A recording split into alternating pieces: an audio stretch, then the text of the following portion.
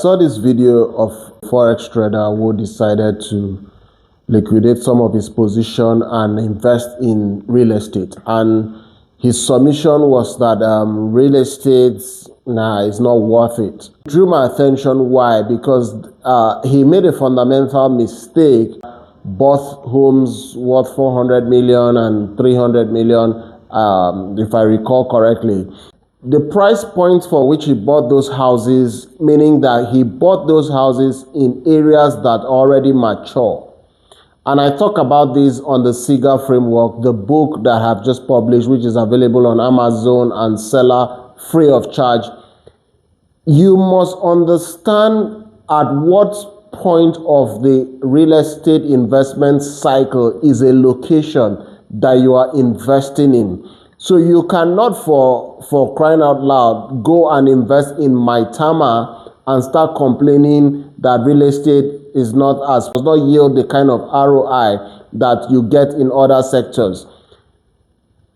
Maitama is already a mature location, so it is not going to have the aggressive return on investment that a typical investor would actually be looking for.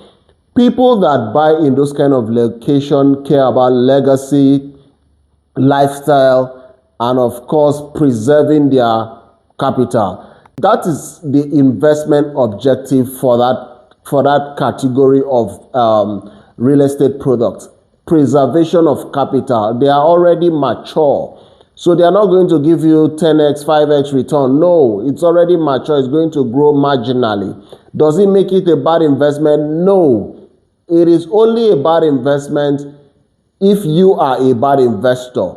We always talk about bad investment, but we don't talk about bad investors. In this case, the guy is chasing return on investment, but he is investing in a mature and stable market. It does not make sense. So, if your goal is wealth acceleration, wealth accumulation, you need to know where to buy so that you understand that you are investing in real estate. You're not buying a lifestyle product, a place you would like to live, a place your friends can come. No, that is a lifestyle product. That's a consumer activity.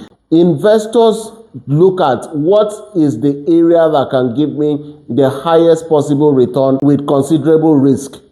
Those are the language of investors, not, oh, I bought the house, I spent over 200 million in updating the house, in pimping the house. That is consumer language. You're being a consumer. You're not an investor. So if you're speaking like a consumer and then you're talking about expecting return on your investment, that's a mix-up. If you're an investor, the questions you ask are completely different from that of a consumer. Consumer typically ask questions like, how close is it to my workplace? How close is it to my office? How close is it to the city center? And then they start thinking about the status of the area. I heard of a woman who is crying that her rent in Banana Island is ridiculously expensive and it's been increased by 300%. And you can't help but wonder, so why are you living there? That's consumer behavior. Consumer. That is not an investor. You need everybody in the market. It is consumers that will buy from us, the investors. As an investor, the question you're asking, in the investment life cycle, where is this particular area? If I'm looking to preserve my wealth, of course I'll move to places. I'll buy places like Maitama. I'll buy places like Banana Island. I'll buy places like Katampe. I'll buy places like Dubai right now. But if I'm looking to grow my wealth and then I'm looking for high return on investment, I will definitely be looking for emerging location. We looked for an emerging location using the SIGA framework, and we identify the next inevitable corridor in the Buhari axis of Abuja and invested there. And a lot of our partners have come in to also take advantage of that opportunity. In a few years from now, the numbers will be out and you would see our appreciation, and we'll repeat that cycle and repeat it again. So understand where you are on the economic ladder, Understand what your objective is. Are you trying to be a consumer or are you trying to be an investor? When you're looking for a home to live, the questions you ask are different. When you're looking for an investment opportunity, the questions you ask are different. That's all the point I'm trying to make. In terms of investment, the simple principle I always say is this: smart money. That means the money is smart because the money has done some considerable research based on my investment objective. I'm trying to preserve my money or I'm trying to accelerate it. Depending on that objective, the smart money moves early. And when it moves, it positions and plays the long game.